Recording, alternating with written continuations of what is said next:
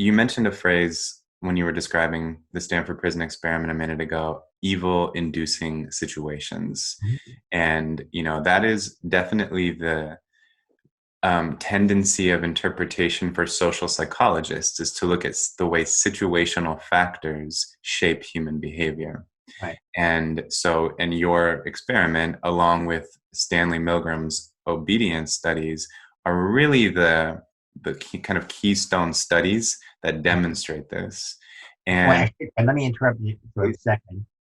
Little Stanley Milgram and little Phil Zimbardo were in the same high school class in the Bronx in 1948, 49, 50. We that's so sat next to each other, and so something in that Bronx water stimulated us to think in the same way about power situations. that's amazing. Yeah, Yeah. that's amazing because again, these are two of the most famous psychology studies ever. So that's fascinating. Did Yeah. you get along in high school? Uh, yeah, it was. He was a very serious guy, and I was not a very serious. I was a smart but not very good student. I was more interested in dating the prettiest girls, and Janie Monroe, and he was. I mean, this is 1948. It's not that far from the end of the Second World War, and as a Jewish kid, he would be always saying, do you think the Holocaust could happen again here? And I remember saying, no, Stanley, that was in Germany then. We're not that kind of people. And he said, how do you know what you would do until you're in the same situation? This is 1948. He's an 18-year-old high school kid. Mm, Uh, and he said, I'll bet the Nazi kids like us said the same thing. We're not that kind of people. We could never do it. mm, And then essentially he gave the situational uh, declaration. How do you know what you would do until you're in that same situation? mm. Uh, then 10 years later, he provides his obedience study. Right. So, and then again, just to make sure everyone's up to speed who's listening, in your study, the main difference between these two studies was that in your study, you recruited, correct me on the details if I get anything wrong, but 24 young men who were vetted for mental health, all mentally healthy, College, randomly assigned them to either guards or prisoners, college students too. college students at Yeah. Stanford, right? No, these were students from all over America Okay. who Okay. had finished summer school. They had gone to summer school at Stanford or Berkeley. So, Mm. in fact, of all the students there, only two of them were Stanford students. Oh, Many they were from colleges. That okay. gives it more very validity. Right, right. Yeah, a little more representation. Yeah. Um, Randomly assign them to guard a prisoner. You had set up a mock prison in the basement on the Stanford campus, and you dressed everybody in the costumes of guards and Right, prisoners, right, including everything, all the details, even including sunglasses. right. The The guard. study was scheduled to go for 2 weeks, and my understanding is that you essentially let the situation play itself out once you kind of put those factors in place of the mock prison setting and the roles and the costumes, and had to call the study off after 6 days because people were having emotional breakdowns because the guards were becoming almost torturous in the way that they were treating Creatively evil. Creatively evil. I mean, creatively. thinking of new ways every day. Mm, Now, the other difference between my study and Milgram's study was 1 hour mm, long, and he used men from New Haven, Connecticut, where Yale University is, ages 20 to 50, these ordinary men.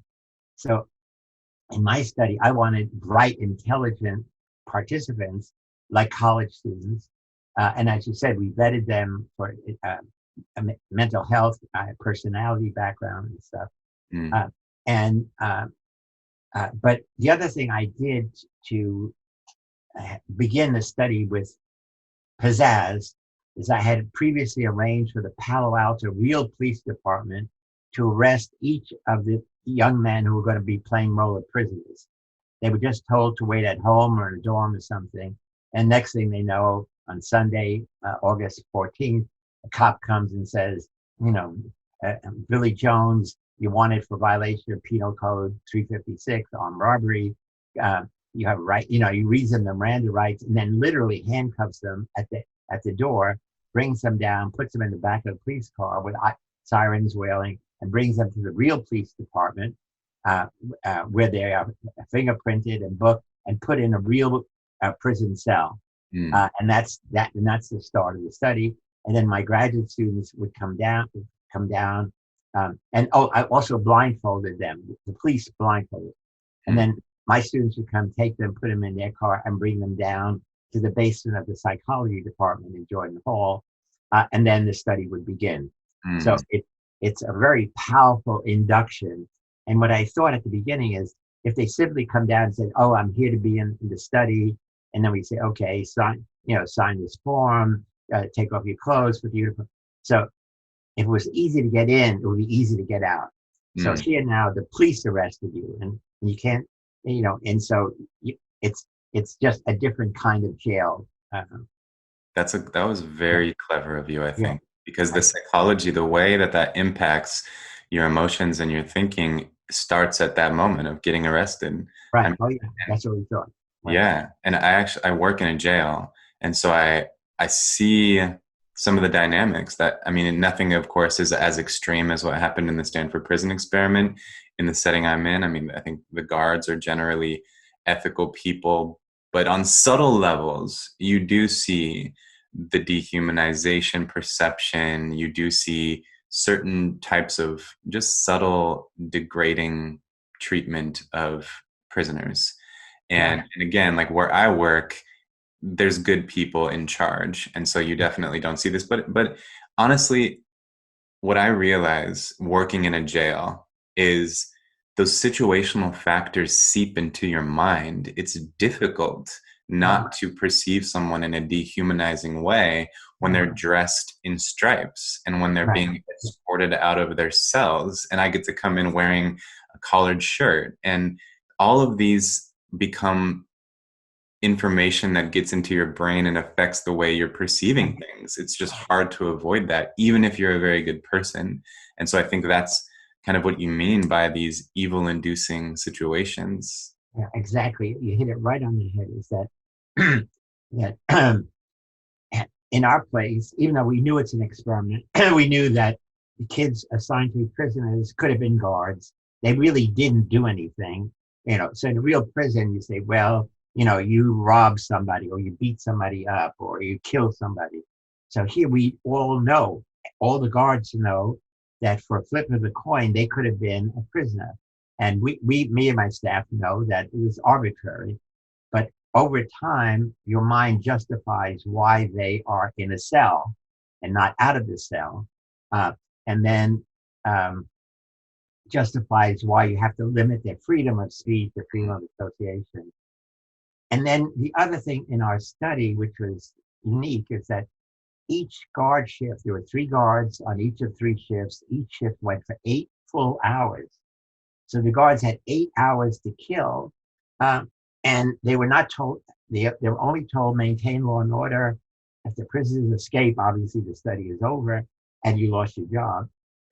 But they could have stayed in the guard's office. They had a separate office. They could have played cards, played chess, played any guitar, played music. But and all they had to be sure was that, each cell was locked. And then obviously, it's a small corridor, so you could see it's not like a big jail. Prisoners could be roaming around. But what happened is the guards got bored. So curiously, one of the impetus for the cruelty of the guards was boredom. And the only way they're going to relieve the boredom is with the prisoners who become their playthings. And so they would constantly wake up the prisoners, certainly on the night shift. They go to sleep, wake them up every few hours. And then on the day shift, the prisoners ended up as entertainment objects for the guards. And they were objects. Because again, the prisoners had numbers sewn on their smocks, and the guards called them only by their number. The guards never even knew their name. So that is the dehumanizing aspect. when you lose your name and you become a number. Um, and again, in many prisons, they shave your head. They don't allow any facial hair, anything that makes you distinctive. Right. Uh, so, well, we did the study in 1971 when everybody had the beards and long hair and stuff. That was the hippie era. Mm-hmm. So instead, we just put a woman's stocking, nylon stocking cap over their head, so that would eliminate if they had long hair, you couldn't tell, or short hair. Mm-hmm. There's always something actually that I wanted to ask you, and I'm glad that I have the opportunity. So the Milgram study, I'll just say this, the Milgram study was different because in that experiment, it was testing whether people would harm others if they were being told to do so.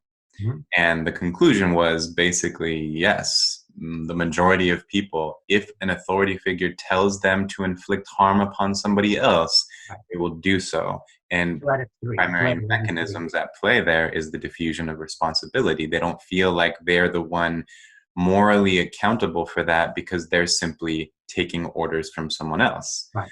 So the difference, though, is that you were not telling the guards what to do, but something strange. So I remember I was teaching about this experiment in a class one day. One of my students came up to me after, and she was like, "Did you hear that? There was that the Stanford prison experiment was a big lie," is what she said. Okay. And I was thoroughly confused. And then I investigated, and there's some videos and articles out there where people are claiming that you misled the public into thinking that you were hands off when you were really playing more of an authority role, telling the guards what to do. So I'm going to let you clear the air here. To what extent did you instruct the guards to act in the ways that they did, if at all? 0, not at all. Now, what's curious is that last June, every day for 5 days, a different blogger would criticize the study. And I didn't, I don't read those blogs, but friends would tell me, "Oh, look at the Medium. Here's this guy saying the study, Zimbardo's a liar. Next thing, the study is a fraud, fraud, etc." And so I took it very seriously. I went through each of the criticisms, and I've written a paper which I can send to you to share. It's 19 pages long, refuting every single criticism. Now, most of the criticisms, they said they have discovered. Where they discovered it, every single thing in the Stanford Prison Study is in an archive at Stanford University in the Historical Society that I gave them. I gave them 44 boxes of all the information of the study. I gave them videotapes, audio tapes. So everything they said that they discovered in files that I gave to Stanford, just so there would not be this kind of criticism to say, "Oh, Zimbardo said this." So there is a video of my saying, to the guards, "Your job is to maintain law and order, not allow prisoners to escape, and your